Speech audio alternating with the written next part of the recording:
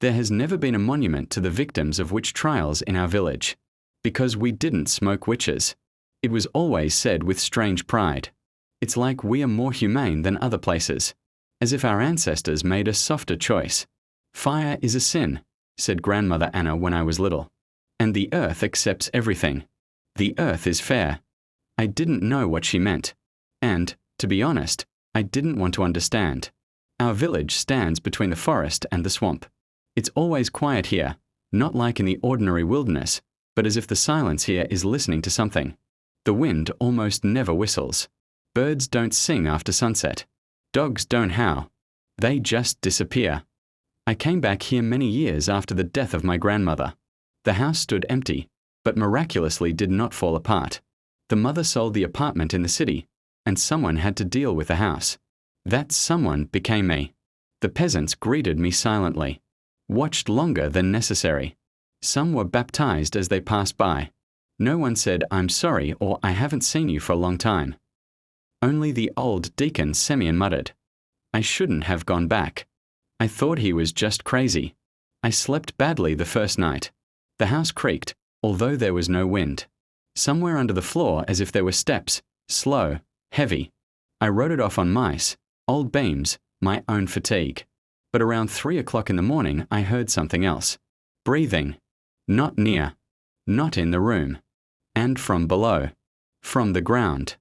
I sat on the bed, my heart beating so loudly that I was sure that everyone around me can hear it. Breathing was dull, muffled, as if through a thick layer of soil. Slow. Patiently.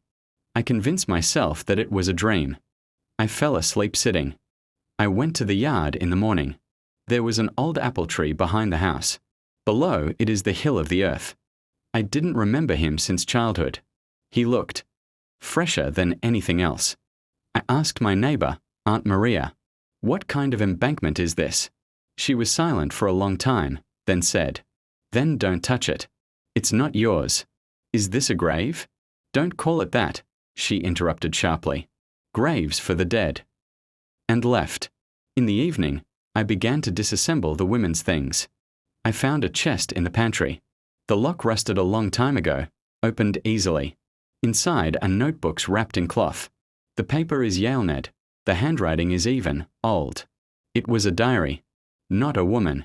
The first records date back to the end of the 19th century. They came again today. I asked if I could hear the voices. I said no. That's true. I don't hear voices. I can hear the earth. I read on. They are afraid of fire, because fire cleanses, and the earth saves. That's why they chose her. I was nauseous. The records repeated the same thing. Fear, suspicion, village meeting, whispers behind the back. And then, I was told to dig myself, for the earth to accept me. Let there be no sin in their hands. Then the pages were covered with something dark. I closed the notebook. That night, the breath returned. But now I heard the words. Not clear, not language, rather sensations. Like memories that are not yours. They didn't smoke. They didn't smoke. They didn't smoke. I ran outside. The night was deaf, the sky without stars. I stood under the apple tree, looking at the mound. "Who's there?" I whispered. The earth did not move. The next day I went to church. "Thank you." Semyon was sitting on the bench. "What do you know about those graves?" I asked. He looked at me for a long time, then sighed heavily. "We didn't hide witches," he said. "We hid fear. Alive. How else? A dead which is just a body.